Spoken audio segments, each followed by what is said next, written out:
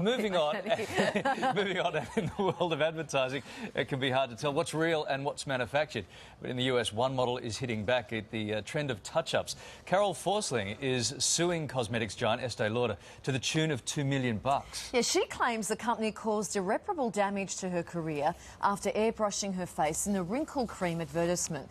Now, Forsling claims she's never used the product and did not authorise the use of her picture. So should advertisers be reprimanded for using Photoshop? For more on this, we're joined by advertising expert Jane Caro, Matthew Bywater from For Promote, and body image expert Christine Morgan from the Butterfly Foundation. Hi, guys.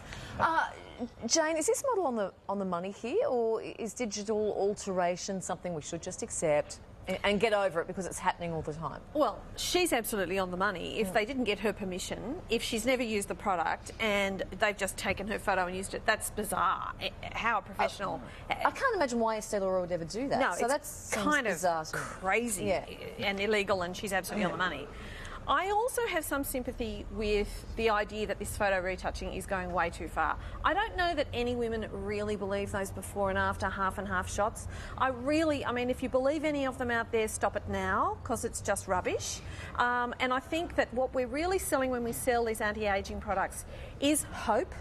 And I think in a way, it's kind of sad, isn't it? Here's a model doing it because her career's ruined. No one's challenging the advertisers for misleading and deceptive advertising. And actually that's what it is. But we've kind of accepted it. We've kind of said, yeah, we know it's not true. But so much advertising is based on hope, isn't it, whether it's this product or not. Kate Winslet spoke out when her legs were made thinner for this magazine cover. Kim Kardashian spoke out when they removed her cellulite. Matthew, how much of this goes on without us even realising, or as Kylie said, do we know that we look at a picture and we go, that's been done, of course it's been done? I think we all know it, and I think it's about 6 or 7% of people actually don't believe it's been photoshopped. So most of us actually believe it has been photoshopped. We've come to expect it and it's become the industry norm. I actually think there's an opportunity for Adobe Photoshop here. They can come out with the world's #1 appearance removal wrinkles out in the market. They've done more wrinkle removal than anybody else. So, but going back to what Jane says, I actually think Carol's not on the money. I think she's trying to be in the money. Not defending Estee Lauder. I think what they do is absolutely despicable. But a question is, if she's a world-class model, she's probably worth more than $2 million over her career, as she puts it. I'm just wondering whether that's just a sort of low score to try and get a quick settlement out of Estee Lauder. OK. Tell us, Christine, how does digital alteration affect our girls? Because what does it say about us if we do realise this goes on, but we still might go out and buy the product anyway, even though on some level we are supposed to know, but yet we still go and buy the stuff because somehow we think it will work. So what does that say about us? And I think that goes to the nub of it, because what it's really, really saying is if we've got to digitally enhance something, we need to do it to make it look better. In other words, in our raw state, we're not good enough. We need to do something to make ourselves look better.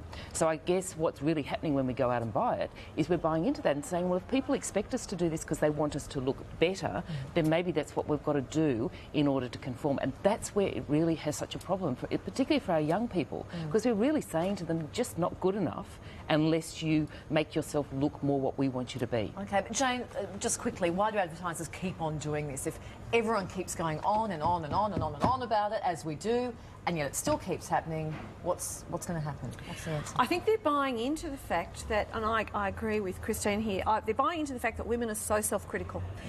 They're so down on themselves and they're so down on who they are and how they look. No one is harder on us than ourselves. And so they're really kind of tapping into that insecurity and exploiting it to make money tragically. And of course, by doing that, they make it worse. So it's not going to change. And this is why I think there is a code of conduct which the government has looked to bring in. It's a voluntary code of conduct, but I think that's what really needs to be put forward. OK, one and all, thank you so much. Thank you. Voluntary code of conduct. It just doesn't sound right, does it? Thank you, guys.